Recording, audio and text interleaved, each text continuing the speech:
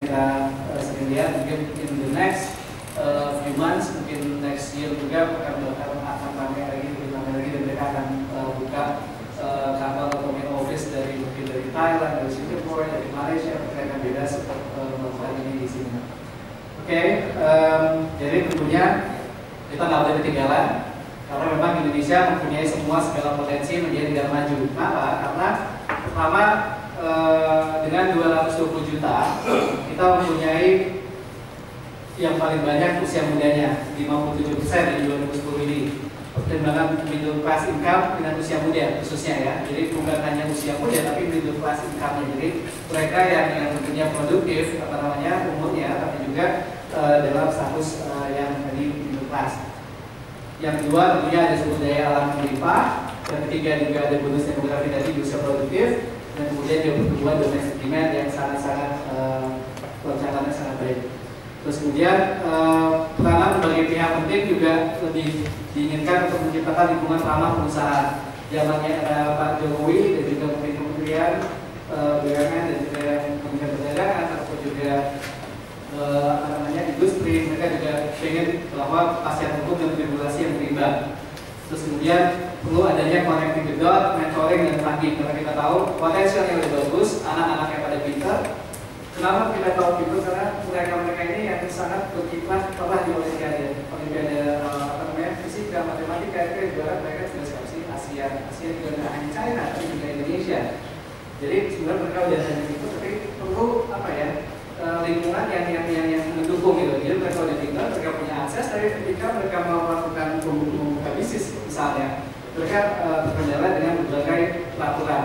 Jadi terus kemudian kita juga ingin memperkecil skill gap dan cetak SDM yang handal.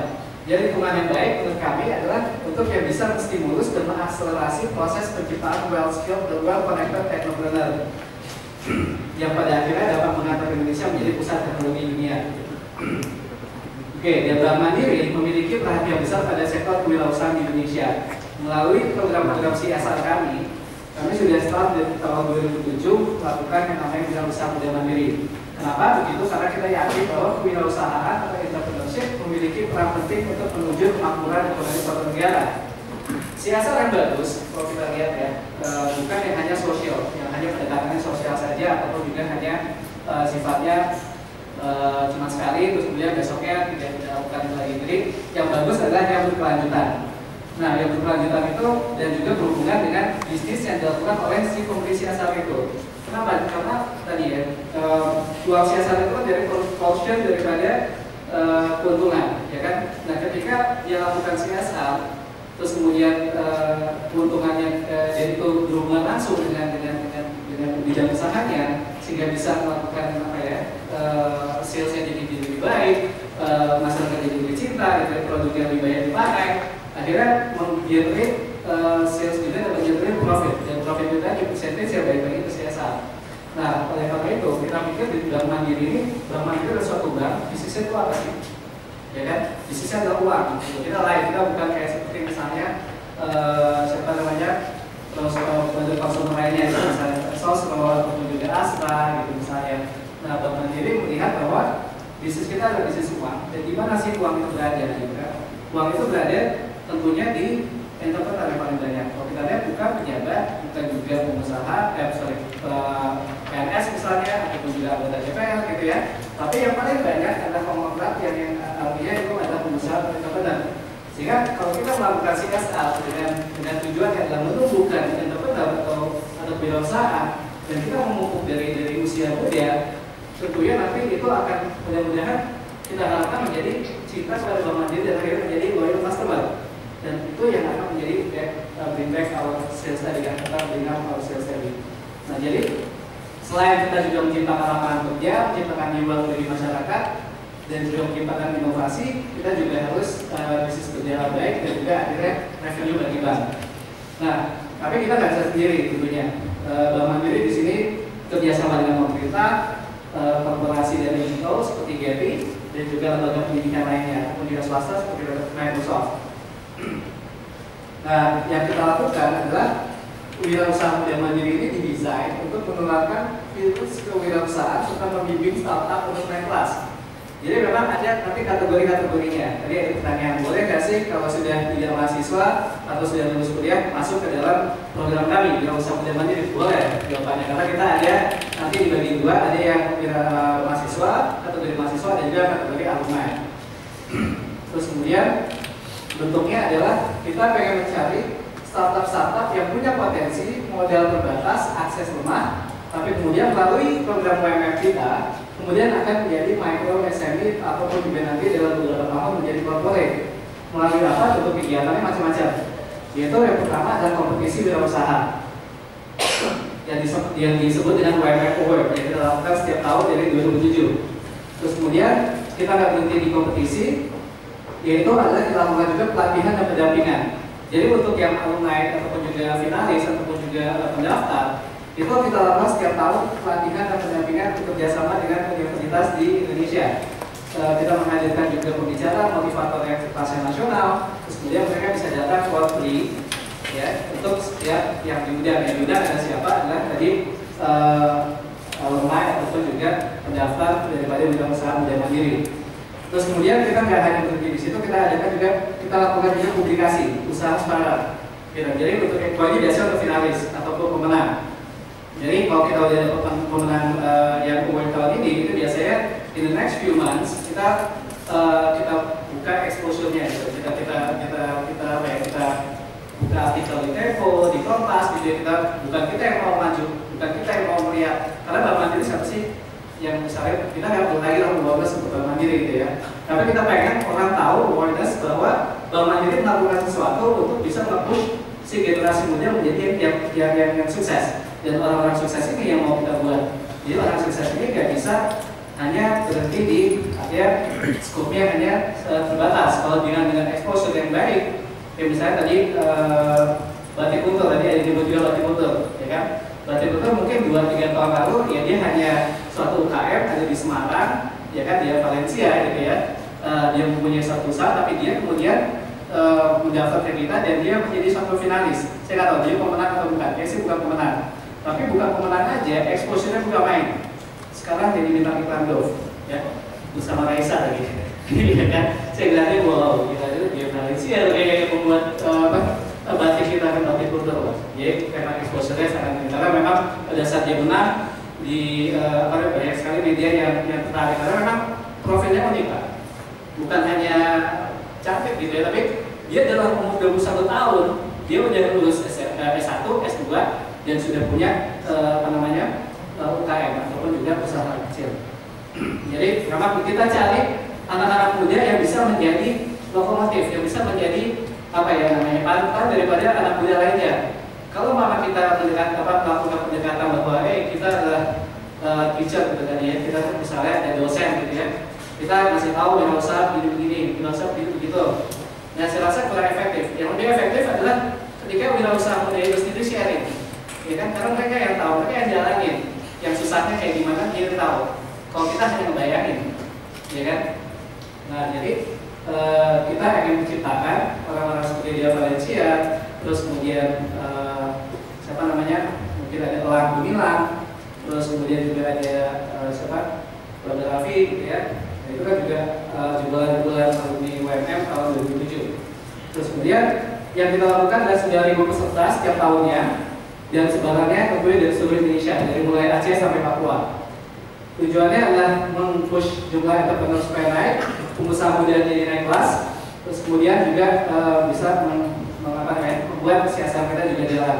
Dan kalau mau mereka sudah sukses, biasanya mereka juga melakukan CSR. Jadi yang kita lakukan adalah biasanya contoh kepada teman-teman pengusaha bahwa pengusaha pun juga harus punya responsibility terhadap komunitas. Ya kan, jadi itu kita ajarkan. Jadi mereka kalau yang sudah sukses seperti misalnya tadi Dr. Raffi join sama kita, ataupun juga tadi yang dari Sekarang Madura gitu yang punya di Bogor ya kalau misalnya lapis sedikit masalah lapis Bogor. Nah itu juga akhirnya kita membuat kegiatan CSR bareng dengan mereka. Nah benefitnya adalah yang kita tawarkan adalah free, jadi tidak ada biaya yang dikenakan untuk menjadi atau mendaftar dalam UMMD. Terus kemudian tadi adalah yang tanya juga networking. Karena dalam 8 tahun alumni kita ada banyak. Bayangin ya, 7.000, 8.000 setiap tahun dalam 7 tahun berapa, ya kan? Dan mereka yang biasanya menang ataupun juga jadi finalis, mereka kita tarik ke Jakarta selama misalnya seminggu. 100 orang itu finalis dan kita tarik ke Jakarta selama seminggu, dia biasa mereka melakukan networking yang kuat. Jadi 100 kali 7, 700 orang, mereka aktivitasnya lebih baik, ya kan? Jadi mereka sadar bahwa walaupun mungkin bisnisnya itu nggak sama, gitu ya, tapi mereka butuh satu sama lain. Jadi kadang-kadang mereka yang pemenang di Jogja misalnya, dia pengen ngegerak market di Sumatera. Gimana caranya? Ada anak-anak UMM, alumni yang mereka ketemu pada saat mereka kuliah ataupun juga tahun sebelumnya, mereka bisa gimana sih caranya, terus akhirnya mereka bisa buka toko di Batam gitu misalnya, atau vice versa. Jadi memang wirausaha mandiri forum ini sangat dekat, dan mereka juga tahu gimana sih kenapa mereka akan mendapatkan sesuatu yang baik untuk usahanya.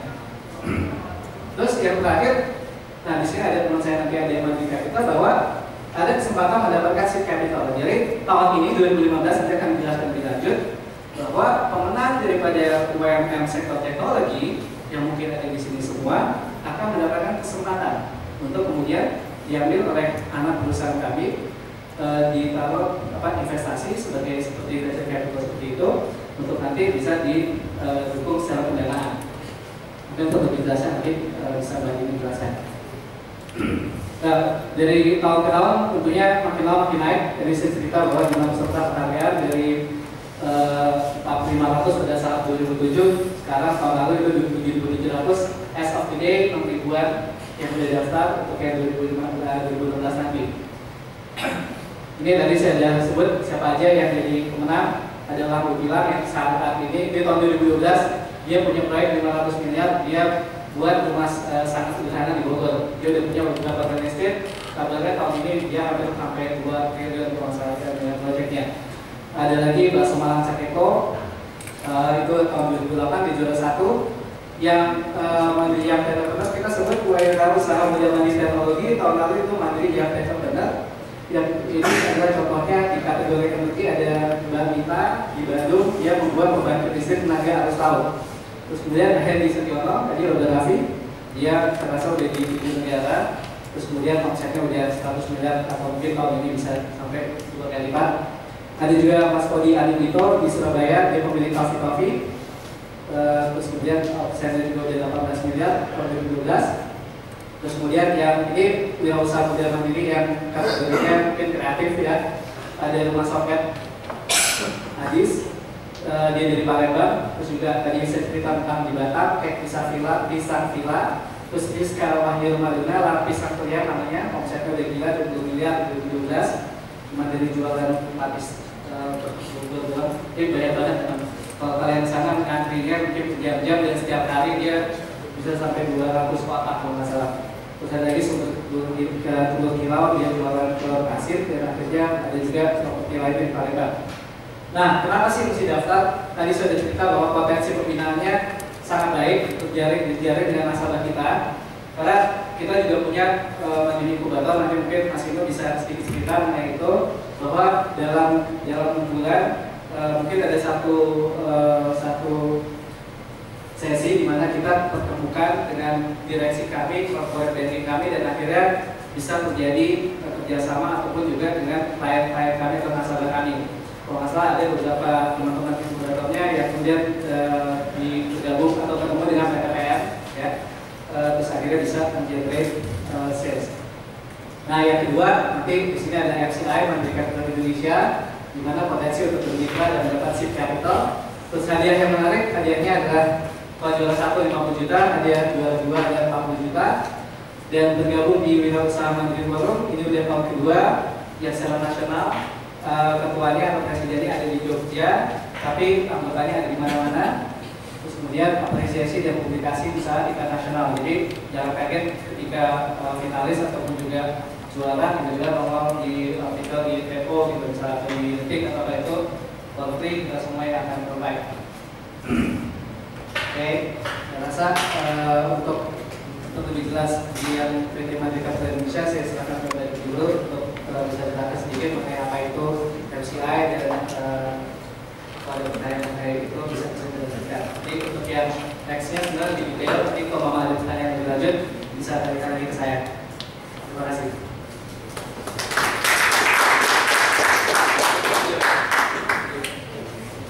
Selamat malam teman-teman, saya Dini dari Capital Capital. Mandiri Capital itu anak perusahaan musuhnya Bank Mandiri. Actually we just launched it today commercially this morning. Kita fintech fokus, fintech dan e-commerce fokus. Tapi itu mungkin bisa dilihat nanti di videonya ya sejelas. Jadi ini intinya Mandiri Capital adalah anak perusahaan Bank Mandiri terakhir yang baru lahir dan kenapa dilahirkan?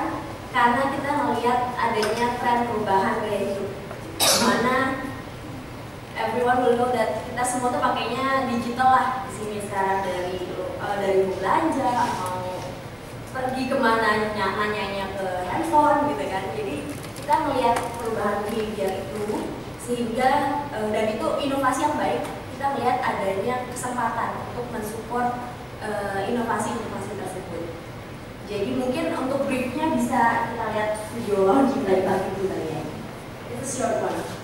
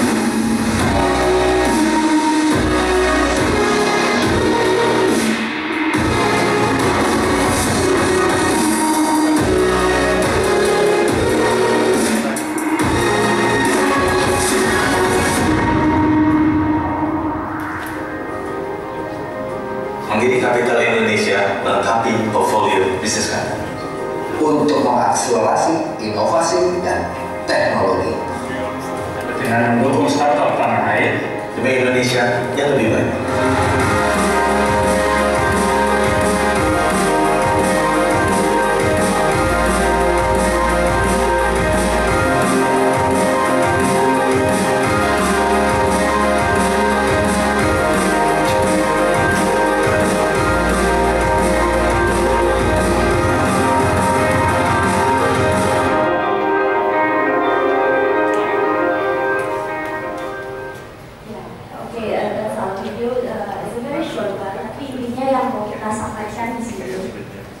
Kita melihat banyak anak muda zaman sekarang yang sangat inovatif, yang punya bisnis idea yang bisa dibilang kadang juga di luar bayangan kita gitu. Oh, they have this kind of idea, dan udah banyak contoh-contoh suksesnya. Terus kita melihat kok nggak ada ya, belum ada ya disupport oleh lokal, benar-benar murni investasi dari dalam negeri.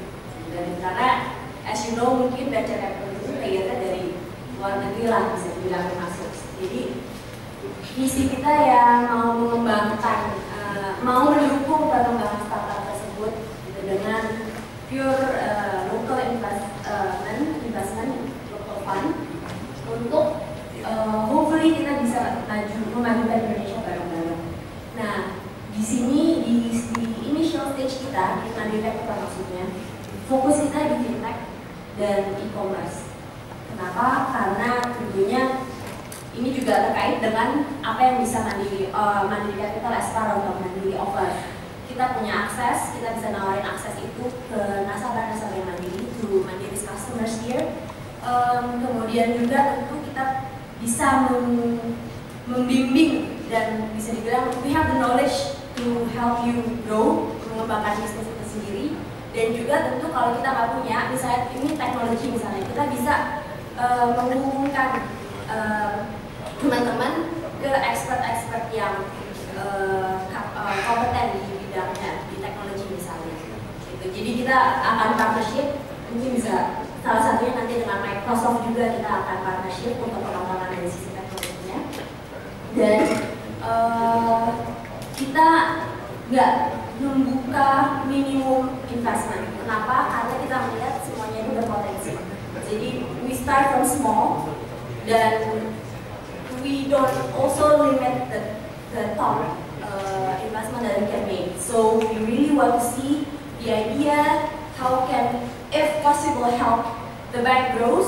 If not, then maybe kita juga bisa leverage itu atau connect itu ke partner-partner kita. Kita punya banyak subsidiaries juga. Jadi not only bank, misalnya kalau punya ide di pengembangan di sekuritas atau di wealth management, insurance, apapun itu akan sangat berpotensi. Dan e-commerce, karena kita lihat dari e-commerce linknya bakal banyak banget, bisa kemana-mana, bisa dikembangkan, potensi bisnisnya gede, e-commerce Indonesia juga gede. So I think ya itu tadi kita mungkin di video ada CEO kita namanya Edi Danusapuro, background dia banyak di Singapura, PEVC di Singapura dan juga beberapa investment bank di sana. Jadi dia baru aja balik ke Indonesia akhirnya setelah belasan tahun di Singapura di bidang ini. So he's very competent in this and I think he's really keen to meet with you guys. If you guys have any ideas that you can share, and as well as maybe prototype that you can show ke kami. Dan untuk di WMM sendiri kita mungkin lebih fokusnya tadi kalau dari Mandiri kita di yang YT-nya yang kita lihat, yang Mandiri yang Technopreneur. Karena emang konsep kita pengen fokus di sisi digital. Jadi if any of your business ideas are related to that, I think the chances will be higher than the other business business ideas ya yang general lainnya. Jadi mungkin sementara itu dulu, kita intinya udah officially launch as of today. So if you need any info, you can contact info@mandiri-capital.co.id. Mungkin itu dulu, dan nanti kalau ada pertanyaan silakan. Oke, jadi jelas tadi UMM teknologi, gimana cara bisa mengakses MCI, artinya ya untuk yang lebih gampang ataupun juga lebih cepat. Jadi kita bisa lihat tadi connect dulu ke UMM teknologi. Atau yang lagi ke UMM. Tadi kan saya baru ngasih tahu mengenai apa itu UMM, terus siapa yang bisa masuk, terus kemudian juga kerjanya apa. Cukup menarik ya? Iya. Di sini yang mau daftar kan? Iya kan? Bagus. Oke, jadi mungkin saya akan kita ada 3 sebenarnya, ada 3 sih. Misalnya 3, tapi sebenarnya ada 5 sektornya. Jadi yang pertama adalah wirausaha industri perdagangan dan jasa, terus kemudian wirausaha kreatif, wirausaha boga, yang ketiga wirausaha teknologi, yang tadi Mandiri yang Technopreneur tahun lalu, dan terakhir ada wirausaha sosial. Nah, kalau kita mau fokus kepada wirausaha teknologi, berarti kita hanya lihat kepada yang tengah ya. Wirausaha teknologi ada 2, yaitu ada digital dan non-digital. Digital adalah elektronika dan robotik serta turunannya, terus yang kemudian teknologi informasi dan komunikasi serta turunannya. Kalau yang non-digital adalah lebih kepada pengolahan energi dan energi efisiensi, pengolahan air bersih dan distribusi, dan teknologi pertanian dan peternakan atau perikanan. Yang teknologi, kalau yang lain tadi disebutkan ada yang ada mahasiswa ada alumni, terus kemudian untuk yang sosial ada yang pariwisata kreatif dan juga pertanian dan kelautan. Kita mencari 2 pemenang dari each kategori, jadi nanti akan ada 20 pemenangnya. Dan cara daftarnya adalah langsung masuk ke wirausahamandiri.co.id. Ketika Bapak Ibu klik itu langsung mulai kayak gini, homepage kayak gini, terus klik the register now, Kalau Mama ada pertanyaan, ada di FAQ yang sebelah kanan tombol kanannya. Tapi begitu register now, nanti dia akan guide you through all the other form dan segala macam. Nah di sini baca semua ketentuan dan persyaratan. Di sini ada pilih bidang usaha, jadi ada pilihan dulu dari yang 5 tadi. Bapak Ibu mungkin kliknya tadi yang bidang usaha, sektor teknologi. Terus kemudian nextnya adalah isi data pribadi. Di situ ada alamat, nomor telepon. Terus kemudian nextnya akan ada menerima email konfirmasi dari server PKM. Jadi di situ di bawah isi data pribadi ada email dan juga ada handphone. Ini hanya verifikasi bahwa itu benar-benar dibikin atau ditulis oleh perorangan. Jadi bukan nitip joki atau apa yang cuma masukin nama dan segala macam, itu enggak. Karena ketika udah diisi ada diklik terus nanti secara automatically masuk email, nanti dikasih data dikasih passwordnya dan username-nya.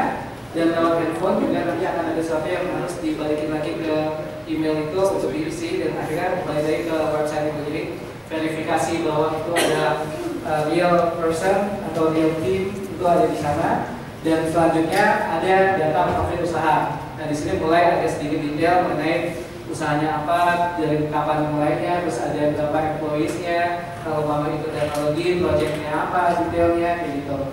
Dan setelah selesai, ini kira-kira ada 3 page ya, di-upload file mandatory dan sudah selesai. Nah, di situ ada tugas kami, itu artinya kalau sudah bilang berhasil, berarti sudah masuk ke dalam sistem kami. Nah, kapannya adalah untuk, ya saya bacakan aja yang paling bawah, karena ini hanya yang untuk wirausaha teknologi. Jadi from today, sebenarnya bukan dari Oktober tahun lalu sampai 14 Februari 2016. Jadi masih ada 2 minggu untuk mengisi 3 step tadi ya. Cuma hanya ada 3 form, nggak usah bikin video, nggak usah upload proposal atau apa, hanya mengisi di sana. Terus kemudian minggu ketiga Februari atau minggu keempat kita lakukan seleksi administrasi dan juga verifikasi lapangan. Kita lihat kalau diperlukan, kita harus telepon dan kita harus datang bertemu dengan calon finalisnya atau untuk melihat beneran dari sini bahwa yang dilakukan atau proyeknya atau produknya itu benar.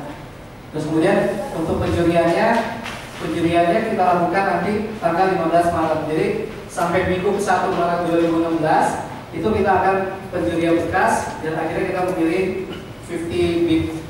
50 yang paling besar, 30 dari digital, 20 dari yang non digital. Nanti kan kita akan seleksi lagi dengan juri-juri yang sudah kita pilih. Mungkin dari Microsoft juga akan kita tanyakan, dari RCI juga akan kita libatkan, dan juga beberapa pakar-pakar teknologi lainnya. Sampai akhirnya kita mendapat 10 digital dan 10 non digital untuk melakukan penjurian nasional tanggal 15 Maret di Jogja. Dan tanggal 17 Maret itu kita lakukan pengumuman pemenang di UGM.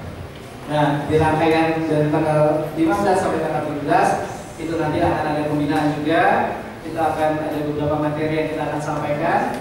Terus kemudian pendirian tanggal 15 ada pembinaan lagi, 17 ada voting dan expo sampai tanggal 19. Jadi di situ kita akan mempunyai 200 booth yang akan kita bagikan kepada finalis dan juga alumni untuk kemudian memberitahu atau mendisplay produknya, dan itu untuk dikunjungi oleh masyarakat Jogja. Oke, aspek-aspeknya mungkin nanti bisa dibaca aja di FAQ. Kira-kira apa saja sih nanti kalau sudah mendaftar yang perlu ditonjolkan. Bahwa yang kita lihat di sini adalah sustainability-nya, terus memiliki daya saing, terus mengelola organisasi dengan baik. Yang paling penting juga untuk MYT adalah bisnis yang dijalankan juga memiliki dampak sosial yang baik bagi masyarakat. Jadi produk yang kalian buat atau yang Bapak Ibu buat itu ujungnya adalah mempunyai atau memberikan dampak positif kepada masyarakat, dan juga menjalankan etika bisnis dan prinsip BCG yang baik. Terus juga dititipkan pada bidang usaha teknologi dan unik originalitas, bukan yang kemudian kontak, dan juga punya ketepat gunaan produk yang diciptakan oleh peserta. Nanti jurinya ada 5 dari akademisi, bank, media, pemerintahan, dan pengusaha atau juga expert. Yang ini nama-nama yang tahun lalu sempat kita undang sebagai juri nasional dari sisi kuliner ada Willy Wongso, dari Badan Nano, tapi juga dari teknologi mungkin ada nama-nama juga yang cukup familiar. Jadi itu sih dari saya. Jadi kalau ada pertanyaan ataupun any question about the UMM technology atau mungkin MCI, silakan. Sebelum nanti mungkin saya nanti ke Ibnu dan juga Microsoft. Ada pertanyaan?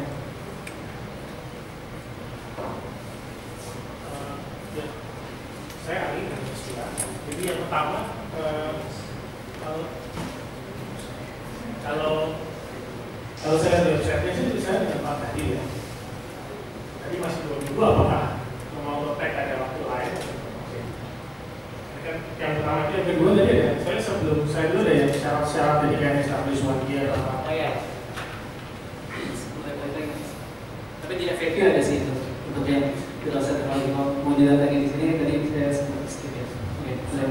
Jadi sebenarnya apakah ada syarat? Tadi saya lihat soalnya ada satu yang sudah berjalan setahun atau gimana? Oke.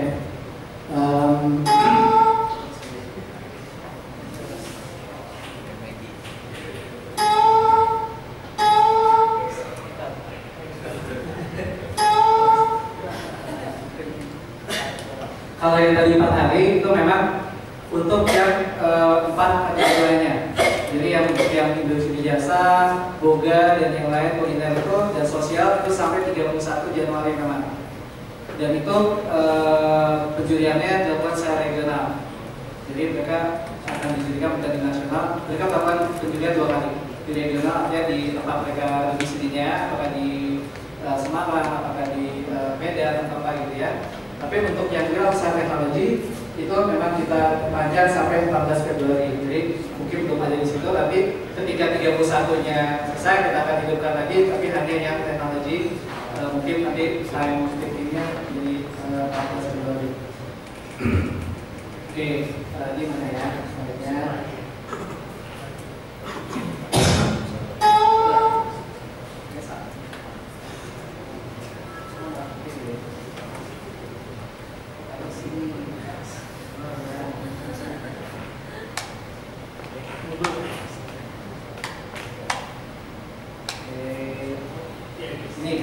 Ya, yang kiri yang teknologi yang tengah.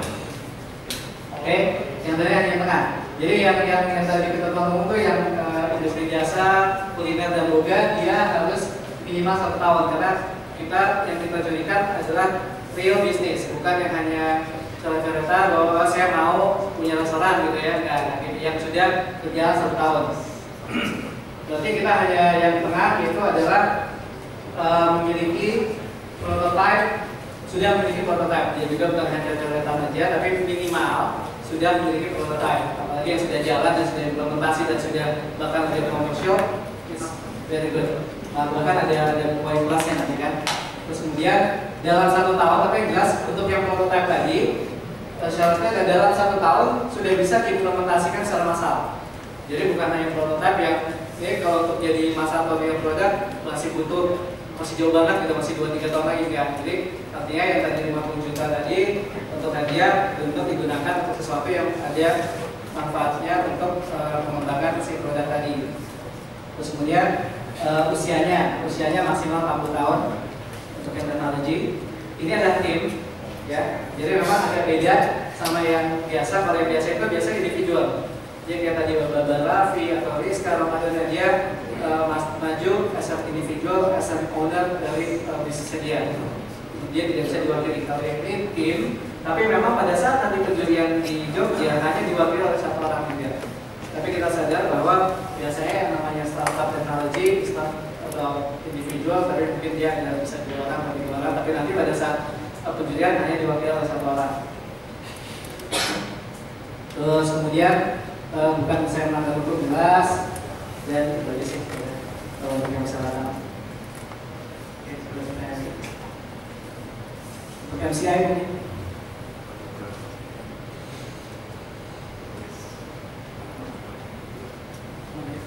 Silakan. Saya mau nanya tentang yang lagi bersama Ibu dan apa pertimbangannya diadakan di Jogja? Sedangkan kita tahu Jakarta itu banyak bisnisnya dan bagaimana menarik para entusias bisnis untuk datang ke Jogja? Apa aja yang dilakukan oleh Mandiri untuk pada mereka datang? Karena menurut saya memang ada para finalis Wirausaha Muda Mandiri berharap menang di acara tersebut, tapi kan mereka berharap juga ada investor lain, etis atau pengusaha lain yang disampaikan networking dan kerjasama. Sedangkan itu kebanyakan dari Jakarta, pertimbangannya dari Jogja, dan apa bagaimana cara menarik biar orang tertarik dalam sana. Oke, baik. Terima kasih atas pertanyaannya. Memang kalau kita lihat dari mulai dibuka tahun 2007 ya, 2008 kita selalu lakukan di Jakarta. Ya sebenarnya udah 7 tahun di Jakarta terus, gitu ya. Dan sebenarnya inginnya kayak misalnya kita pengen ada pemerataan bahwa memang yang namanya wirausaha itu kan gak harus Jakarta sensitif, gitu ya. Karena kita tadi bukan hanya teknologi, tapi juga ada yang boga, ada yang kuliner, ada yang lain. Gitu. Jadi wirausaha muda yang kita sasar ini kan sebenarnya harusnya nationwide ya. Jadi harusnya ada di Jogja, ada di Sumatera, di mana-mana gitu ya. Jadi kita pengen mulai tahun ini mungkin agaknya sedikit lebih pengen mengekspos kedaerahan juga, walaupun nanti media yang kita undang ke sana itu tentunya nasional. Artinya itu akan diikuti Metro TV, kemudian di Kompas, kemudian di Tempo, dan reminding juga bahwa yang di Jogja itu kan hanya eventnya aja ya, event finalnya. Jadi pada saat penjurian dan itu for free semuanya. Jadi ketika kalian sudah jadi juara, kita provide accommodation, kita provide transportation, semua kita boyong ke sana, termasuk jurinya, termasuk semuanya. Dan di sana hanya pengumumannya dan expo-nya selama 3 hari, ya kan? Tapi after that, gitu ya, tetap kita program kita berjalan secara nasional dan juga memang kebanyakan di Jakarta.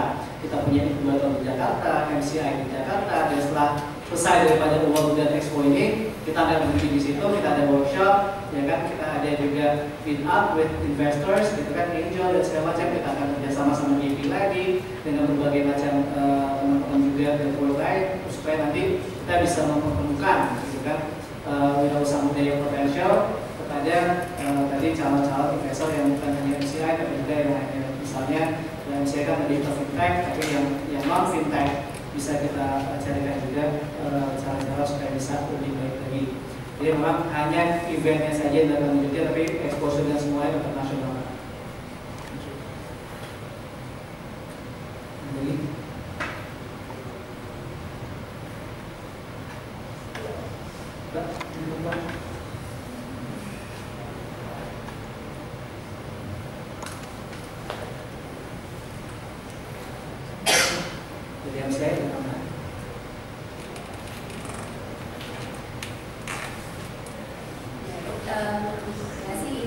Intinya sih kita cuma mau memperkenalkan diri lah di sini. Kita baru datang, Mandiri Capital juga baru datang di sini. We are here to help grow, berkembang bareng lah bisa dibilang gitu. Karena kita kan equity participation di sini kan. Jadi tentunya kesuksesannya Mandiri Capital didasarkan oleh kesuksesannya startup tersebut yang diinvest oleh Mandiri Capital. Jadi pastinya nggak akan kita invest, kita tinggalin enggak, tapi benar-benar akan kita assist, kita bantu incubate bisnis bareng, bahkan kita nanti akan kerjasama dengan Mandiri untuk penggunaan Mandiri inkubatornya sendiri. Jadi you can work there, nggak perlu bayar listrik, nggak perlu bayar apa-apa, gitu kan. Jadi dengan assistance untuk misalnya untuk how you will develop the business, dalam arti misalnya gimana biar bisa generate revenue nantinya, dan dari sisi bisnisnya, dan kalau dari sisi teknologi nanti kita akan pairing dengan expert di teknologi. Jadi semoga dengan kehadiran Mandiri Capital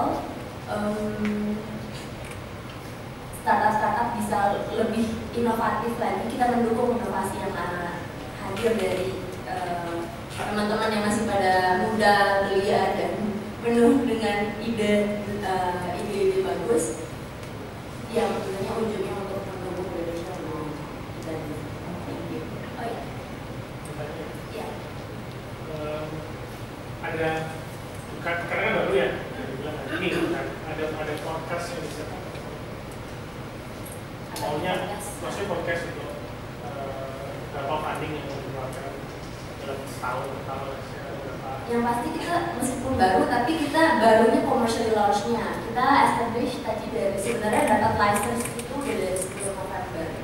Nah, from there kita udah sekarang ini udah ada 3 pipeline lah, bisa dibilang kita udah mulai jalan. Dan kembali lagi kalau mengenai size of fund, Mandiri as parent itu komit untuk support Mandiri Capital di sini. Jadi makanya juga kenapa tadi kita bilang nggak ada limit maksimalnya juga, karena kita nggak mau ngebatasin segmen market kita. Kita bantu dari yang seed, bahkan kalau misalnya yang later stage kita bisa chip in meskipun kecil, ya kita juga akan masuk dengan tentu melihat potensi ya. Jadi mungkin itu yang bisa menjawab pertanyaan.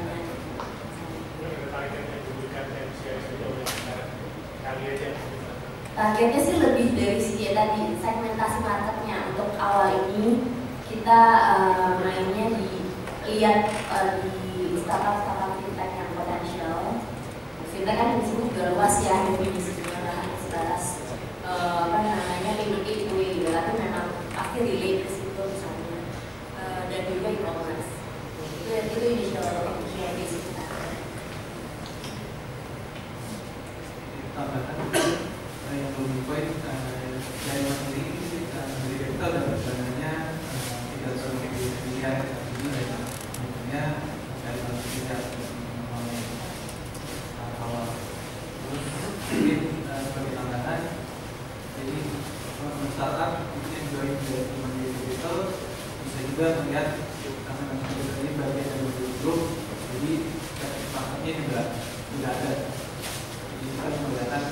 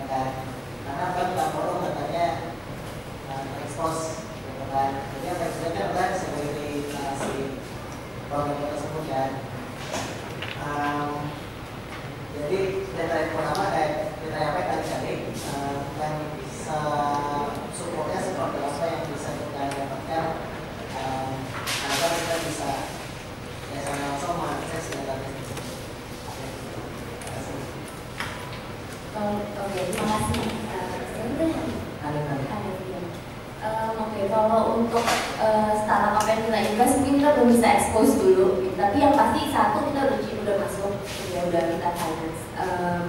Dua lagi sih sebenarnya masih the proses, makanya kita udah di pipeline, tapi sudah dalam proses, akan jalan lah bisa dibilang. Kalau tadi yang kedua tentang support kriteria. Oke. Ya, jadi memang kita tuh punya 3 line bisnis lah ya, bisa dibilang segmentasi mungkin ya.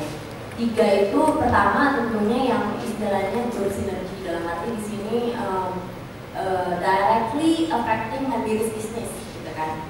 Nah itu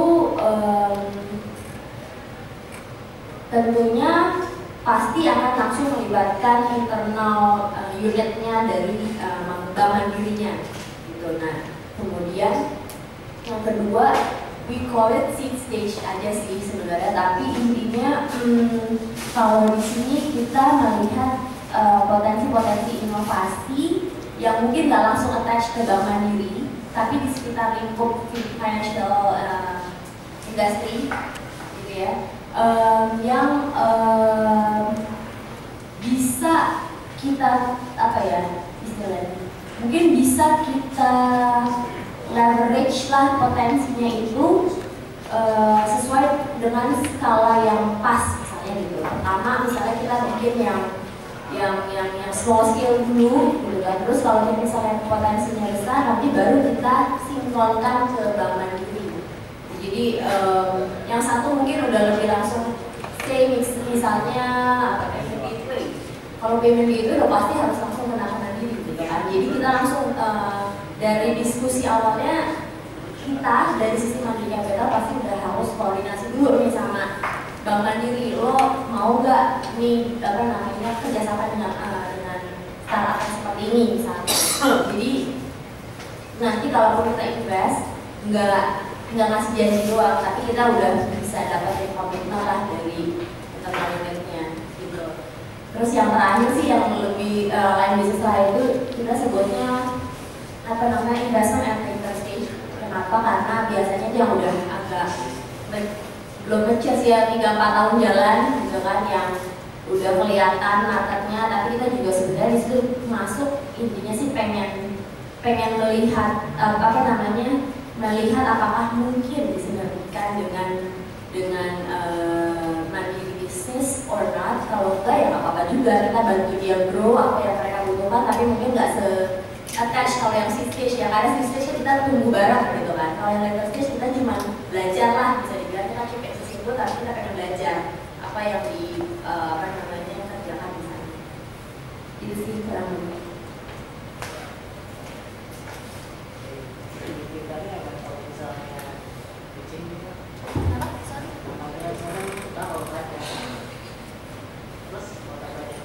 Iya, bisnis ideas-nya sih ya, bisnis ideas kira-kira apa sih yang menjadi target tuh apa gitu dari atau produk atau jasa yang di offer.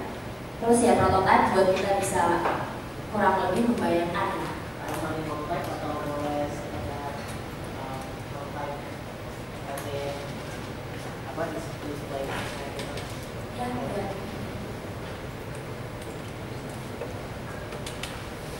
Baik, ada pertanyaan lagi? Jika tidak, itu dia dari penjelasan mengenai Mandiri Capital Indonesia dan juga program Wira Usaha Muda Mandiri. Baik, terima kasih kepada Bapak Diwangkoro, Ibu Dini, dan Bapak Kabur. Sekali lagi beri tepuk tangan. Oke, selanjutnya akan ada Bapak Antonius Hendrikus selaku Director Developer Experience and Evangelism at Microsoft Indonesia. Beliau lahir di Jakarta. Nah, backgroundnya pernah manager technical service di IBM Indonesia, technical sales manager di Microsoft Indonesia, senior manager specialist team unit di Microsoft Indonesia, dan juga service director di Microsoft Indonesia. Dan juga ada Bapak Yuki sebagai technical advisor dari Microsoft Indonesia. Untuk tempat dan waktu silakan. Selamat malam ya Bunda. Selamat malam rekan-rekan startup. Masih semangat ya? Hebat sekali Bang. Saya mungkin udah nggak semangat kalian kali. Nama saya Anton. Saya dari Microsoft Indonesia. Di Microsoft tanggung jawab saya adalah antara lain itu adalah membimbing startup, perusahaan startup seperti rekan-rekan startup semua untuk bisa sukses. Memang kita maunya dengan teknologi Microsoft gitu ya. Tapi balik lagi, kalau dari sisi startup kita tahu bahwa teknologi itu mungkin sifatnya komoditas, tergantung. Tapi ada beberapa yang lihat pokoknya idenya bagaimana menerapkan ide tersebut, dan teknologi mungkin nomor 2 yang bisa membantu kalian menerapkan ide tersebut. Nah, Microsoft yang sekarang ini sebelum saya didampingi rekan saya, Yuki, tim saya. Yuki itu technical advisor yang lebih teknikal dari saya, yang bisa membantu, mungkin bisa jadi teman diskusi rekan-rekan startup juga. Nah, saya mungkin sebelum Yuki nanti menjelaskan tentang Microsoft, saya mungkin mau cerita sedikit ya. Microsoft itu sekarang udah berubah seperti apa sih? Bukan ngomongin produknya, bukan ngomongin apa ya, secara perusahaannya, tapi dari sisi perusahaan sendiri, potensi kita melihat bahwa terutama di Indonesia potensi startup itu bisa banget. sebenarnya kita lihat udah banyak yang memang mungkin belum profit, tapi dari sisi value company-nya sendiri itu sudah besar. Gojek bisa, Traveloka, atau bahkan ada e-commerce company yang sudah profit yang juga besar juga. Binika.com misalnya, itu salah satu startup yang kemudian menjadi besar. Nah, Microsoft yang sekarang kita mau seperti Mandiri Capital juga, kita mau membantu juga terutama di Indonesia perusahaan-perusahaan startup yang mau berkembang. 3+ misalnya, tadi saya dengar ada beberapa dari startup bahwa ini udah pakai teknologi Microsoft, oke, fine, ya. Kita melihat bahwa sebenarnya bukan hanya teknologi yang kita berikan. Microsoft kerjasama dengan Mandiri Capital, kita bekerja sama dengan venture capital lain juga di Indonesia. Bahkan kita juga bekerja sama dengan angel investor. Jadi dengan Care4, salah satu angel investor yang baru buka chapternya yang ke-30 di Jakarta, Indonesia. Mereka sudah biasa invest ke banyak startup bukan hanya di Indonesia tapi seluruh dunia. Terus kemudian juga kerjasama dengan venture capital model dengan Kejora Ventures ya, dengan Pak Andi juga, terus kemudian juga dengan banyak lagi yang lain, dengan Telkom, selain itu kita juga punya program yang nanti kita akan share juga di Spark. Isinya adalah kalau misalnya kalian startup belum misalnya belum lebih dari 5 tahun dan juga penghasilannya belum sampai $1 juta, kita memberikan bantuan ya, jadi program dalam formatnya semua software Microsoft Anda bisa pakai itu dalam waktu 3 tahun plus cloud kita juga itu nilainya kurang lebih sekitar per bulan itu $750 kali 12 kali 3 kali 3 tahun kalian bisa pakai free. Dan juga kita memberikan bimbingan teknologi. Jadi bimbingan di sini itu adalah salah satu technical advisor kita yang bisa membantu rekan-rekan startup ini untuk kalau misalnya gue punya ide kayak gini terus kemudian arahannya mungkin maunya seperti ini bahasa programnya kayak apa sih atau mungkin konsepnya kayak gimana sih atau mungkin teknologi cloud kayak gimana kira-kira cocok nggak nih gitu, ada pilihan apa gitu. Memang kalau dari kita pakainya kalau cloud Azure gitu, tapi kalau misalnya yang lain kan bisa open juga siang kita tapi sebenarnya tidak beli seperti ini atau software seperti ini atau Google kayak gimana gitu. Karena dari kalian juga kita belajar dan juga kita juga mau sharing pengalaman katakan yang kita sudah alami seperti itu. Jadi intinya terlepas dari teknologi yang kalian pakai, balik lagi teknologi itu adalah kalau saya melihatnya sudah jadi komunitas. Tapi objektif kita Microsoft Indonesia itu mau sama-sama dengan rekan-rekan startup nih untuk kita tumbuh bareng. Kita bisa berpikir bersama-sama mengembangkan bisnis kalian juga. Dari saya itu aja. Sekarang bentuk nyatanya itu seperti apa sih? Salah satunya adalah di Spark ini yang tadi saya cerita gitu ya. Saya akan serahkan pada Yuki dan kasih kita untuk menjelaskan bisnis. Terima kasih. Terima kasih, Pak. Baik, selamat malam buat teman-teman startup yang hadir di sini. Ini semuanya dari startup. Oke. Sebelum saya mulai lebih dalam, gitu ya, saya mau perkenalkan diri dulu. Nama saya Yudi Nugraha, saya Technical Advisor di Microsoft Indonesia.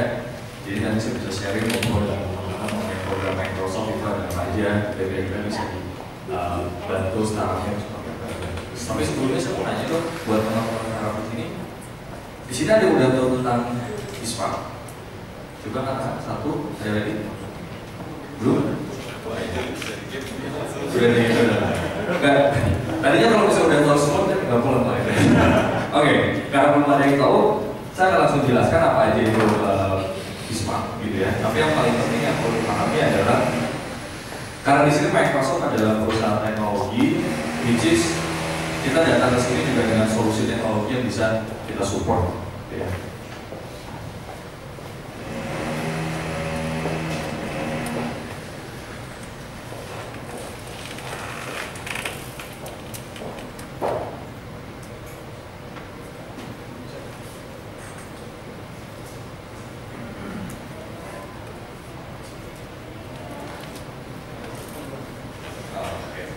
Oke, tukar ya.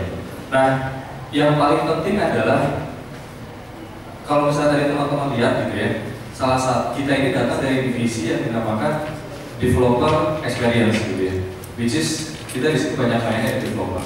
Nah, apa yang kita lakukan di sini, kita banyak berinteraksi dengan ekosistem developer di sini gitu ya. Makanya seperti teman-teman lihat di Bismarck ini pun kita gak jauh-jauh dari yang namanya ekosistem. Makanya kita evangelis kan. Jadi kalau boleh bilang evangelis itu kalau ada wali dulu dari Microsoft nanti kita menyebarkan.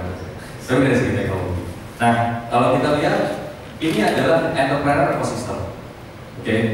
Mulai dari inkubator, corporation, student, entrepreneur, government, investor, dan akselerator. Jadi kalau misalnya teman-teman lihat tadi mulai dari MCI, gitu ya, dari Mandiri Capital, semua masuk ada di sini.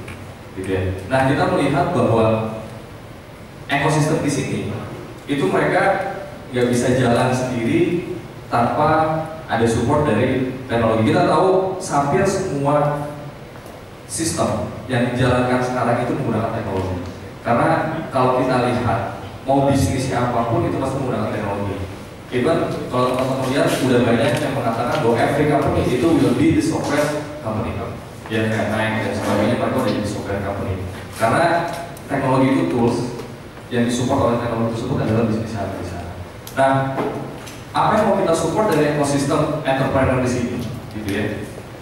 Kita tahu bahwa di Indonesia apalagi sekarang ini lagi hype banget gitu ya, yang namanya startup. Kalau kita lihat kayaknya di mana-mana ada startup gitu ya. Tapi kita mungkin juga apalagi teman-teman startup di sini kita tahu bahwa untuk grow menjadi startup itu nggak semudah yang didengar dulu ya. Bahkan mungkin kita harus berdarah-darah di situ untuk kita survive, untuk software operasional yang kita gunakan untuk development dan sebagainya. Kita akan begitu karena bukan hanya sekedar idea yang canggih, bukan hanya sekedar teknologi yang canggih, tapi gimana kita bisa survive untuk build kita punya startup, kita punya ide di startup dengan teknologi yang ada, gitu ya.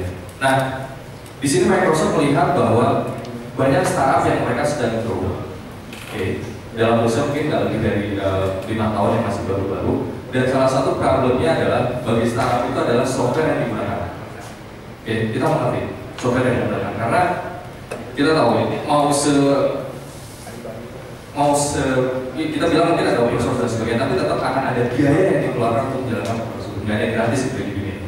Nah, kita lihat bahwa salah satu problemnya adalah software yang perlu digunakan oleh startup.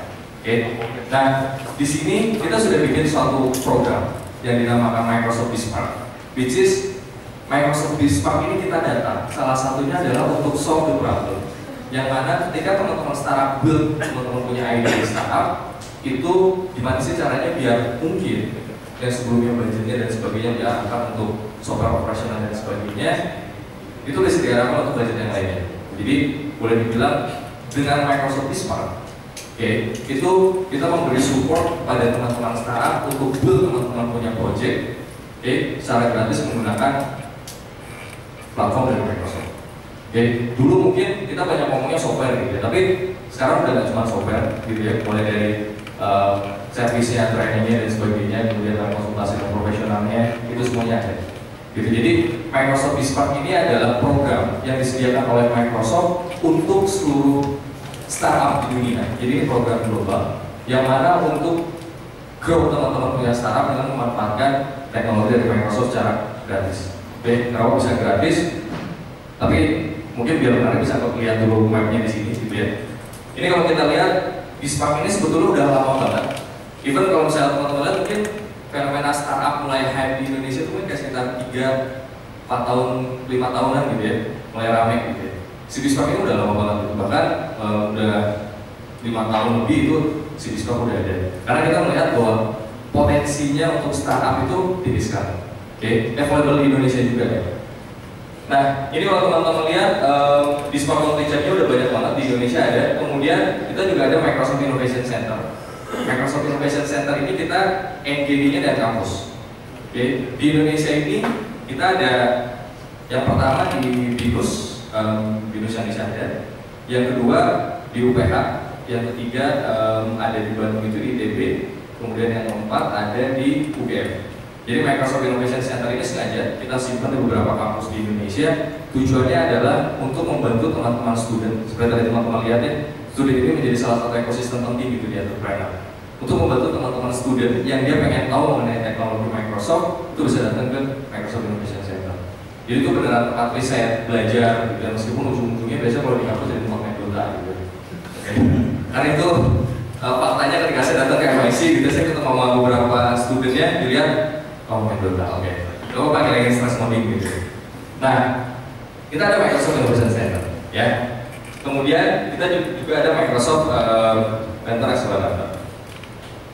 Nah, seperti tadi saya sudah jelaskan, itu udah ada lebih dari 100.000 lebih startup yang join, udah dari 165 negara, gitu ya.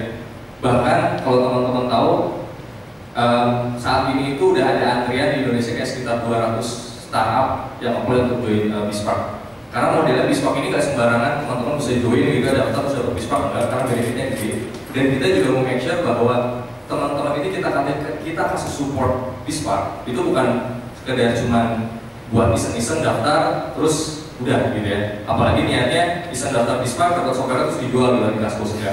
Jangan sampai kayak gitu ya. Oke. Jadi tujuan kita memang pasti. Tujuan kita adalah kita ingin memastikan support yang Microsoft berikan itu bisa membantu teman-teman punya startup grow lebih cepat. Ya, arahnya ke sana. Nah, benefitnya apa aja gitu ya? Lagi-lagi balik lagi gitu kalau ditanya benefitnya apa yang dikasih oleh Microsoft gitu ya? Karena Microsoft ini company teknologi, jadi dari segi teknologi yang banyak kita support. Yang pertama, cloud service kita ada yang namanya Windows Azure. Kalau boleh tahu, saya mau nanya di sini startupnya udah pakai cloud service belum mungkin? Ada? Anything, nggak mesti Windows Azure, AWS, apa begini? Ada? Oke, ada lagi? Satu? Ada lagi mungkin? Baru satu? Pakai apa? AWS. Oke. Nggak mau pakai Sophie? Gak apa, abis ini nggak saya suruh keluar kan? Karena seperti dari Platon udah bilang, justru kita di sini sharing, kita ingin ngobrol. Karena balik lagi, meskipun kita dari divisi yang evangelis gitu ya, kita selalu bilang bahwa teknologi itu kita perlu mempelajari dari mana aja, gitu. Nggak boleh terlalu radikal banget gitu. Karena kita nggak pernah tahu teknologi mana yang dia ngasih impact-nya bagus buat kita, itu silakan. Gitu ya. Nah, kita ada yang namanya Windows Azure. Sesuai namanya Windows gitu, jadi ini platform Microsoft ini juga, di mana teman-teman di sini bisa memanfaatkan seluruh cloud service dari Microsoft, mulai dari mungkin teman-teman punya aplikasi mobile gitu ya, mobile services kita punya.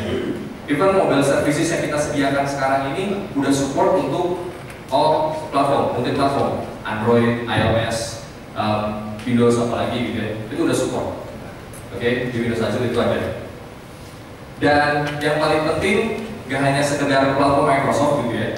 Mungkin teman-teman mikir, wah nanti kalau saya pakai Windows Azure cuma bisa pakai .NET doang gitu ya, gak bisa pakainya platform yang lain, enggak gitu ya. Even di Windows Azure ini teman-teman juga bisa, misalnya pasang VM, install Linux dan sebagainya bisa. Ya, gak masalah. Nah, benefit yang diberikan adalah $750 per bulan. Oke. Linux, .NET, Node.js, PHP, Python, dan masih terus berkembang ya untuk platform-platformnya.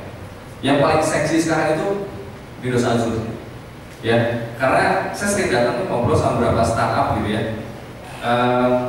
Ternyata faktanya beberapa startup yang menggunakan cloud service itu mereka gunakan untuk proses development. Jadi saya nanya, kok mau pakai cloud service buat apa? Buat development. Jadi biasanya karena pada saat kita proses development kan kita perlu cepat tuh ke modding dan sebagainya, dia naikin, dia tes gitu ya.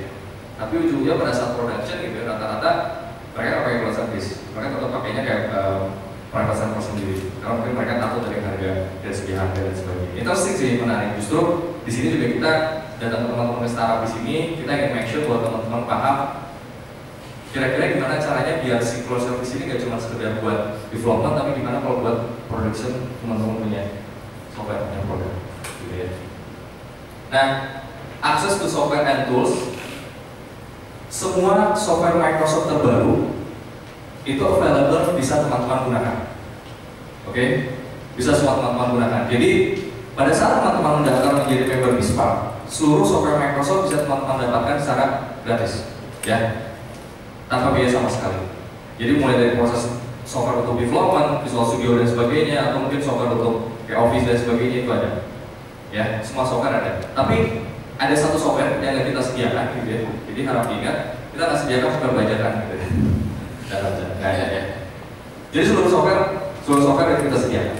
Nah, kemudian ada developer store account. Seperti teman-teman ketahui, Microsoft saat ini kita juga punya store, gitu ya, Windows Store. Which is Windows Store ini menjadi tempat di mana pada saat teman-teman mau publish aplikasi di platform Windows, Windows Phone atau Windows 10.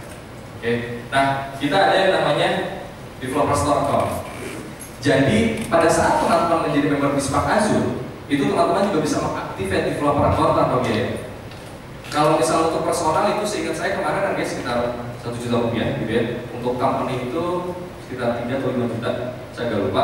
Tapi dengan Spark itu free tanpa biaya. Dan modelnya adalah lifetime. Pada saat teman-teman activate, itu nggak usah ada review lagi. Ya, sekali. Itu untuk developer store. Technical support, saya ngerti ini biasanya yang paling penting buat startup gitu ya, terutama buat developer. Technical support gitu ya, tempat untuk bertanya gitu ya. Ini disediakan juga ketika teman-teman datang menjadi anggota Spark, kita akan ada technical support yang diberikan oleh Microsoft. Nah, yang paling menarik adalah balik ke Azure gitu ya. Ada kemungkinan teman-teman bisa scale. Jadi gini modelnya. Pada saat teman-teman daftar Spark, itu akan mendapatkan kredit, ya. Kredit yang mana dia udah ada nilainya. Oke, jadi setiap bulan itu teman-teman diberikan 750 US dollar bagi 5 untuk nanti developer-developernya. Nah, kredit itu bisa teman-teman gunakan setiap bulan. Oke, nah ada kemungkinan, ada kesempatan buat teman-teman untuk scale up sampai bisa mendapatkan 120K. Ya, ada ketentuannya, ada syaratnya. Jadi ketika teman-teman nanti sudah mencapai usage tertentu, itu baru bisa dinaikkan. Karena kan kita mau pastikan ya, jangan sampai 750 US dollarnya aja nggak pernah habis gitu, terus tiba-tiba minta dinaikin jadi 120K buat apa gitu ya. Jadi pada saat teman-teman udah mencapai usage tertentu, itu nanti bisa diskusi sama kita, kontak sama kita, bisa kita coba naikkan untuk scale up. Ya. Nah ini yang tadi sudah saya jelaskan, per startup 750 per bulan, ya. Jadi maksimum untuk 5 developer dibagi, ya, bagi 5 buat teman-teman juga. Nah, Visual Studio free software sekitar 120K. Nah ini yang paling menarik, machine learning, media service, notification, streaming analytics. Yang paling menarik menurut saya itu machine learning gitu ya. Jadi ada satu, ini bukan startup, jadi ada satu university di Brazil. Dia membuat suatu produk untuk traffic prediction. Jadi yang mereka lakukan adalah mereka menggunakan machine learning, mereka menggunakan push notification untuk memforecast kemacetan. Jadi yang mereka lakukan adalah setelah kita lihat, sebetulnya kemacetan itu bisa diprediksi dari sosial media. Jadi yang mereka lakukan adalah mereka get data dari Twitter, Facebook, anything, Foursquare gitu ya. Mereka ambil data dari sana, kemudian mereka olah pakai machine learning. Oke, pakai notification dan sebagainya, mereka olah di sana. Itu kemudian kelihatan kira-kira traffic orang-orang ini itu mengarah kemana sih? Oke, mereka lihat dari sana. Kita tahu orang yang menggunakan sosial media itu banyak ya. Even mungkin sekarang aja kita pegang handphone udah lebih dari 1 gitu ya. Dan 1 buat pacar 1, itu buat pacar 2 gitu ya. Udah banyak gitu ya, kita pegang gadget. Dan data yang diolah pun banyak. Itu scary banget dan akan susah gitu kalau teman-teman invest itu punya private server sendiri gitu ya, untuk mengolah machine learning jalan sendiri, itu scary gitu ya. Jadi itu solusi yang ditawarkan oleh Cloud atau ditawarkan oleh Azure machine learning. Jadi yang mereka lakukan adalah mereka olah menggunakan machine learning. Oke, mereka lihat trafficnya kemana dari sosial media itu, dan resultnya di Brazil itu mereka bisa memprediksi tingkat kemacetan itu terjadi sampai 15 menit sebelum terjadi kemacetan tersebut. Tingkat akurasinya sampai 90%. Dan mereka masih terus reward lagi untuk tingkat akurasinya dan mungkin dipercepat lagi untuk apa? Prediction. Ya, dan itu mungkin.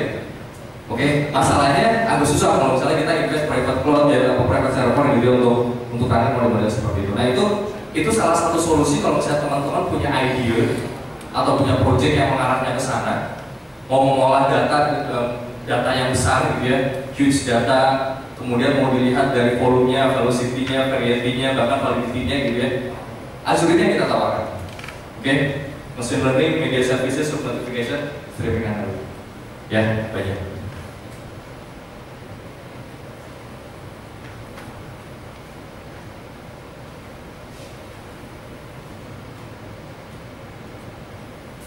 Oke, kalau ini mati.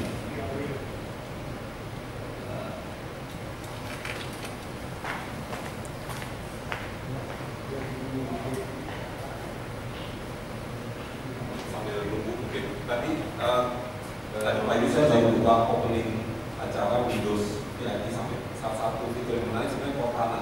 Dan tahu Cortana, mungkin kalau saya lihat banyak yang pakai Apple, MacBook gitu ya, atau iPhone sama dengan Siri.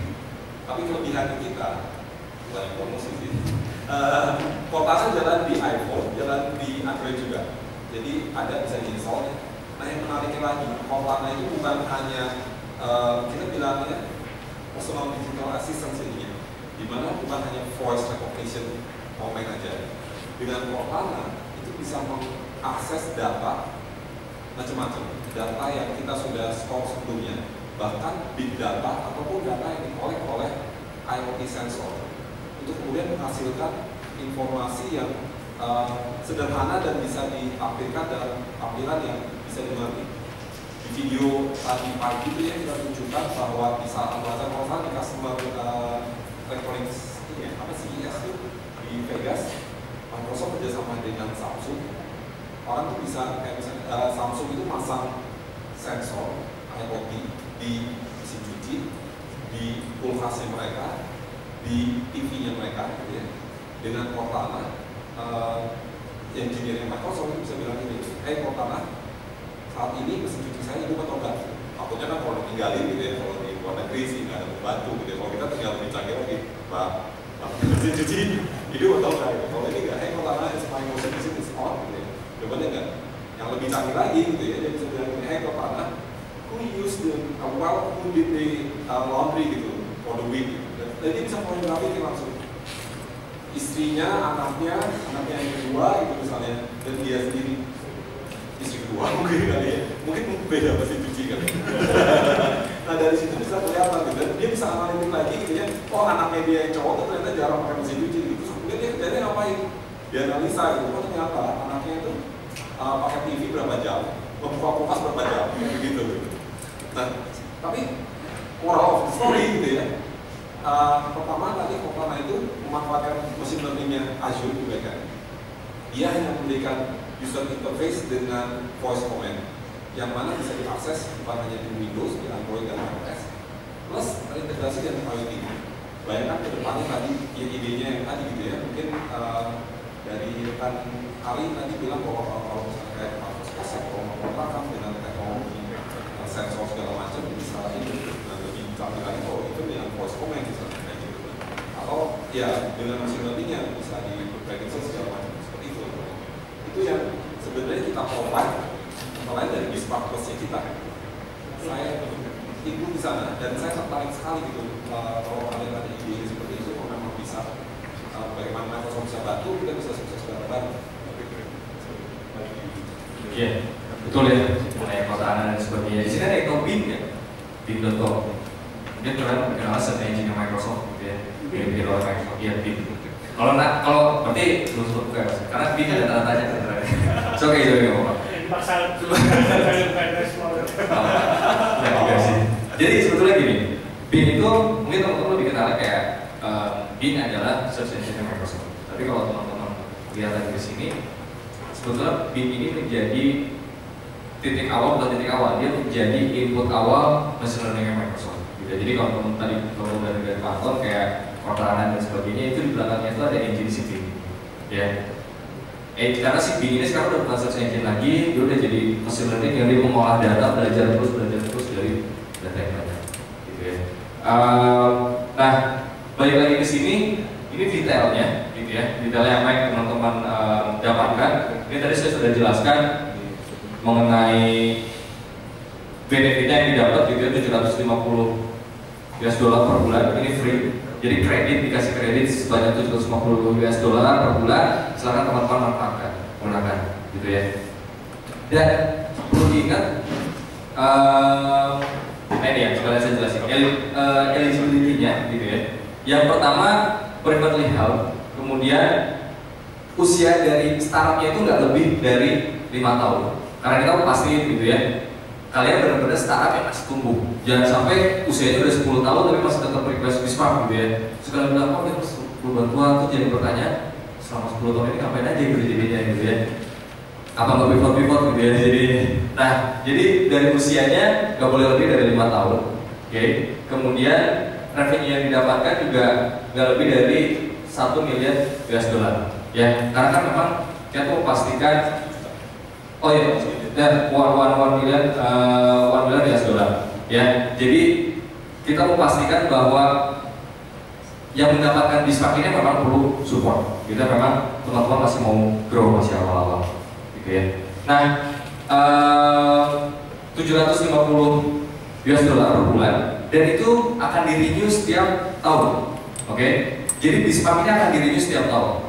Kenapa kita renew setiap tahun? Yang pertama kita mengecek gitu ya, apakah memang teman-teman ini dimanfaatkan atau enggak BISMARK-nya gitu ya. Atau yang kedua, apakah startupnya masih support atau enggak. Yang paling penting sih kita memastikan aja bahwa si benefit BISMARK ini tetap dipakai oleh teman-teman. Jadi setiap tahun akan di-renew, otomatis mulai dari Azure dan sebagainya itu semua di-renew juga benefitnya. Ya, Visual Studio, Office dapat gitu ya. Untuk apa? Jadi modelnya itu pada saat Pak Arik daftar BISMARK itu nanti akan dapat MSDN subscriber. Ya. Nah, di MSDN subscriber itu akan disediakan banyak produk dengan key dan sebagainya. Itu tiap-tiap produk dia punya beda-beda jumlah license-nya berapa. Even kayak misalnya Visual Studio dia hanya 1 license gitu ya, tapi dia bisa diaktifkan untuk misalnya 10 device modelnya kayak gitu. Jadi macam-macam beda-beda ya. Nah, kemudian ini dari cloud service-nya. Kemudian software development tools sudah jelas tadi sudah dijelaskan. Kemudian populer produk juga buat startup. Ya. Support, technical support, karena biasanya ini sih yang paling penting ya. Kita nanti teman-teman udah punya teknologinya, udah dapat toolsnya gitu ya. Kemudian pada saat implement dapat trouble harus nanya siapa gitu ya. Ini kita sediakan juga ada technical support, dan itu nggak semua dapat gitu ya. Itu memang khusus buat MSD subscriber, itu khusus memang buat member BISMARK. Windows Phone dan Microsoft Azure ya, fokusnya di sana. Nah ini detail mengenai BISMARK. Kalau misalnya mau tahu lebih jelas, mau tahu lebih banyak lagi gitu mengenai informasi BISMARK ada apa aja, kemudian update dari program BISMARK apa aja, ada Facebooknya, Twitter, LinkedIn-nya, kemudian ada website-nya juga ada. Ya. Oke, ada pertanyaan?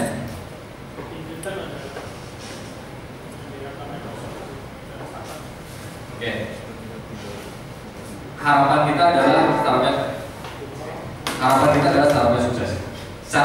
Jadi sebetulnya nggak ada return yang teman-teman harus memberikan video atau sebagainya, itu nggak ada. Ya, jadi memang kita tujuan untuk men-trigger teman-teman punya startup untuk grow fast, ya, untuk lebih tumbuhnya lebih sistem lagi. Jadi nggak ada return ketentuan khusus baliknya apa. Tapi secara nggak langsung sih biasanya saya selalu bilang returnnya itu startupnya harus sukses. Gitu. Biasanya pakai Microsoft produk lebih sukses sih. Oke, ada pertanyaan lagi? Ada lagi? Ya.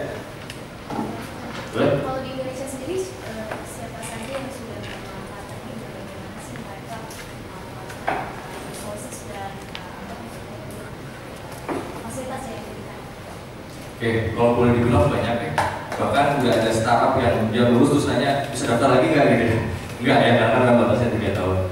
Sempat dengar Agate Studio, pionir game developer Indonesia gitu, mereka pakai BISMARK. Kemudian tiket.com juga mereka pakai BISMARK. Iya, jadi di awal-awal mereka pakai BISMARK. Banyak banget. Bahkan sekarang itu sebenarnya saya lupa di Indonesia 300. Total saat ini yang aktif itu sekitar 323. Jadi yang tahun berjalan 323. Yang udah alumni itu udah banyak banget ya. Kita belum sempat tracking lagi. Satu startup yang pakai Azure kita lumayan agresif itu cekaja.com. Itu mereka jalan di Azure kita. Bineka.com juga jalan di Azure kita. Itu. Mereka memang udah bukan startup ya, mereka start dari tahun 2000. Tapi mereka grow-nya itu luar biasa banget, mereka termasuk perintis e-commerce untuk ini, teknologi digital. Itu mereka pakai Azure kita juga, dan itu kerjasama kita dengan mereka tuh erat banget, termasuk dengan CKT itu. Kalau implementasinya macam-macam ya, yang tadi saya sudah sampaikan, ada yang mereka memang misalnya manfaatkan software kita untuk development gitu ya, misalnya Azure mereka yang untuk development, atau memang yang ya sampai cek aja memang mereka untuk production, mereka punya produk. Jadi setiap startup sih mereka punya cara yang masing-masing gitu. Waktu kategorinya apa ya? Maksudnya kok di kategori dari startup yang tidak ada. Tidak ada ya. Oh, jadi macam-macam kalau misalnya. Tidak ada pola. Iya, saya pernah kita biasanya selalu review gitu ya. Yang approval memang di tim saya untuk tahapan ini itu tahapan pertama Bismarck-nya. Kalau Bismarck Plus sendiri itu kan yang approve itu dari corporate, tapi dengan endorsement dari kita, dari lokal gitu. Tadi Yuki udah cerita. Tapi kalau kriterianya nggak ada. Tapi memang ada beberapa, kalau kita lihat nih, ada waktu kemarin apa ya? Ada beberapa yang hanya blog aja gitu. Itu sih kita reject gitu. Kok ini dia bikin blog, jelas kayaknya bukan startup juga gitu. Biasanya sebelum kita ngecek boot gitu ya, yang kita harapkan adalah pada saat kalian isi formnya itu harus ada websitenya. Karena pertama, seleksi kita pertama dari kita ngecek dari website, informasi jelas dari sana. Kedua, email dan kontaknya, entah nomor telepon atau apa, soalnya kita biasanya call balik gitu ya. Kalau misalnya kira-kira kita ragu, itu kita akan tanya ini sebenarnya produk kalian apa sih? Kita juga pengen tahu seperti apa gitu kan. Nah, nggak ada kriteria yang spesifik kok. Ini gitu ya, yang memang kita lihat asesmen kita adalah akan memanfaatkan teknologi seperti itu. Nah, ujung-ujungnya yang saya bilang tadi, teknologi sih harus sudah komoditi sih ya. Kalau kita masih bingung, kita akan kontak biasanya pemanfaatan teknologi yang seperti apa gitu. Agar kita bisa tahu juga, kita bisa membimbingnya nanti akan kemana gitu kan, seperti itu. Startupnya kalau boleh tahu apa? Masih ide aja B2B problem. B2B problem. Oke. Ya, ada pertanyaan lagi? Mas, ini kan kalau di Microsoft itu yang pertama ada 3 ya, AWS, Google Platform, sama Azure, ya. Nah, bisa nggak apa sih bagiannya Azure dibanding 2 lainnya secara segi bisnis lah? Yang ada segi teknologi, karena kalau teknologi kan baik lagi harus tergantung developernya ya, dengan programmernya siapa, kayak apa. Cuman kalau dari segi bisnis, apa sih yang bagiannya Azure dibanding Azure? Oke, saya bisa jawab gitu. Menarik sih. Tadi pertanyaannya sudah dari sisi bisnis ya. Kelebihannya apa dari sisi bisnis? Kelebihannya dari sisi bisnis, Azure itu umumnya belum lama loh. Mungkin 3 tahunan kali dibandingkan AWS itu sebenarnya mereka lebih dulu ya. Dari AWS itu konsepnya adalah Amazon pertama kali mereka buka e-commerce dulu gitu kan ya. E-commerce, terus mereka melihat bahwa kapasitas data center mereka ternyata bisa dimanfaatkan untuk di-share gitu. Mulailah mereka sharing cloud teknologi. Kalau Microsoft justru terbalik gitu ya. Kita awalnya dari software dulu, tapi data center internal kita gitu ya, kita lihat ternyata ini sebenarnya bisa dimanfaatkan untuk konsep yang sama. Dan tapi kalau secara bisnis kita pandangnya dari konsep yang berbeda. Amazon start dari mereka punya data center untuk e-commerce, terus kemudian di-share ke. Kalau kita pengalaman Microsoft sendiri untuk running our own ini gitu ya, sistem, dan mungkin bisa sharing juga, Microsoft itu nomor 2 site di dunia yang paling sering diserang hacker. Termasuk saya dulu waktu saya masih di IBM, by the way gitu. 10 tahun lalu saya di IBM, 10 tahun di IBM gitu. Saya termasuk yang sebenarnya nggak terlalu suka Microsoft juga gitu. Microsoft itu. Nah, Microsoft itu jadi pengalaman itu yang membuat kita mikir bahwa kayaknya di pengalaman kita planning di data center gitu, itu kayaknya kita bisa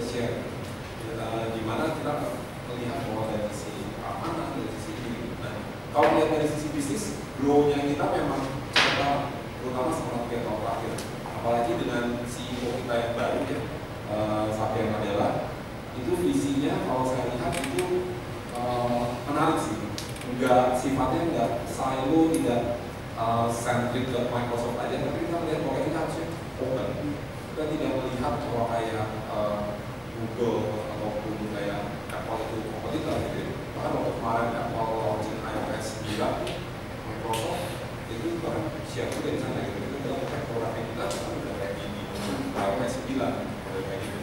Jadi balik lagi dari sisi mungkin konsep bisnisnya. Kalau tadi ditanya dari sisi bisnis seperti apa, kita baru, tapi kita belajar dari internal bisnis kita di mana Microsoft review-nya itu harus yang stable, fungsinya oke, baik untuk kita ngejaring ke enterprise corporate dan juga kalau untuk enterprise aja yang skalanya besar gitu ya, Fortune 500 company sebagian besar pakai Azure gitu. Apalagi kalau startup, kalian harusnya bisa lebih memanfaatkan model tadi. Plus juga dari goalnya kita mau pakai goalnya lumayan besar gitu. Plus visinya Microsoft memang cloud itu adalah the next big thing. Ada yang lain? Ya, ini talking about ekosistem dari Microsoft sendiri, tadi saya lihat berhubungan dengan Windows Store ya. Windows Store berarti ini ada hubungan dengan Microsoft Mobile. Nah ini saya lihat sendiri kok, saya mantan pengguna dunia anyway. Jadi saya melihat aplikasi-aplikasi di Microsoftnya sendiri itu terlalu maksimal dibandingkan tetangga-tetangganya gitu. Jadi apakah sebenarnya ekosistem ini memang membantu startup untuk develop apps di tempat Windows Store sendiri atau bagaimana gitu? Tapi saya sebagai user penggunanya kok ini actually ini semua gitu. Ini lebih honest gitu. Gak apa-apa, terima kasih. Feedback yang bagus ya. Jadi memang kalau dari sisi phone, Windows Phone-nya kita itu, even setelah kita mengakuisisi Nokia, market share kita tuh 3% kalau salah.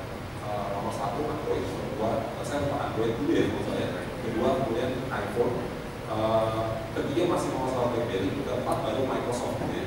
Nah itu kita akui di sana, kita memang challenger ya di sana. Nah tapi yang menariknya adalah gitu ya, konsep Windows 10-nya kita sekarang. Gimana di Windows 10 platformnya kita itu udah nggak beda-beda lagi, mau yang di PC, mau yang di laptop, di tablet, di phone, itu semuanya sama. Bahkan ke ini juga nantinya ke Xbox ya. Dan satu lagi HoloLens. Pernah tahu HoloLens? Belum pernah tahu ya? Pernah main game VR? Lebih dari VR. Kalau VR itu kan virtual reality. Kalau virtual reality itu kalau kita pakai kacamata virtual reality gitu ya, Yuki yang pernah cobain itu kayaknya kita hanya melihat dunia hayalannya gitu kan ya. Nah, kalau augmented reality itu justru menggabungkan yang dunia hayalan tadi itu dengan dunia aslinya. Jadi contohnya nih, Minecraft. Biasanya kita kalau main Minecraft kalau pakai virtual reality jadi 3 dimensi, seakan-akan kita main di situ gitu ya. Tapi kalau augmented reality, Minecraft-nya area mainnya kita nggak bisa di sini. Jadi kita bisa membangun seakan-akan meja itu tuh jadi kayak ininya kita gitu. Atau ada salah satu view-nya adalah arsitek misalnya. Bangunannya masih setengah jadi, gitu ya. Terus kalau kita dengan kacamata HoloLens tadi, augmented reality, itu kita bisa menggabungkan kira-kira ini yang belum jadi itu nantinya ke depan kayak gini loh. Kacanya itu ada di sini. Atau kayak motor gitu misalnya. Motor baru setengah jadi kerangkanya, tapi nanti kita mau pasangin tangki bensinnya seperti apa, desain bagus atau enggak, itu gabungan dengan kita HoloLens, augmented reality. Nah, kenapa saya ngomong HoloLens? HoloLens itu jalan di Windows 10 juga. Kalau kalian coding satu kali dengan Windows 10 gitu ya, itu semua aplikasi kalian itu bisa jalan di semua platform tadi. Bahkan nggak perlu pusing-pusing mikirin kayak misalnya rasio screen-nya gitu. Itu sudah sifatnya bukan yang coding harus berkali-kali kan. Itu hanya codingnya tetap satu kali, tapi tinggal parameterize jadi parameter aja. Nanti akan dipakai untuk size-nya berapa, size berapa, dan size berapa. Udah cukup seperti itu aja. Nanti akan automatic adjust. Kalau di tablet seperti apa, di PC, di phone itu yang HP-nya kecil seperti apa. Nah, tapi kita juga sadar lagi nih, Windows 10 adopsinya meskipun sekarang sudah 200 juta device seluruh dunia, tapi ini belum cepat juga gitu kan. Nah, Microsoft sekarang kita punya apa yang kita sebut dengan bridge program. Apa sih bridge program? Aplikasi yang ada di iOS itu kita buatkan kayak semacam buat SDK ya, Windows itu berlaku Windows Bridge program. Jadi kalau ada source code-nya, itu yang iOS application-nya, itu bisa kalian convert langsung jadi Windows 10 apps. Nggak perlu coding lagi, kenapa? Tidak hybrid, jadi kayak compiler kali ya? Iya, ada namanya ada Project Island untuk yang iOS gitu. Jadi memang itu ada suatu ya ada suatu software, ada suatu compiler sendiri yang mana itu membantu teman-teman ketika punya aplikasi di iOS untuk bisa di-compile di platformnya Windows 10 ya. Tanpa perlu coding lagi, tanpa perlu. Jadi kalau misalnya bayangkan kalau sekarang nih kalian udah punya app-nya versi iOS gitu ya, kalau mau ke Windows 10 itu bisa langsung convert pakai itu tadi. Sekarang namanya Windows sudah live sih, Windows Bridge for iOS kalau nggak salah sih.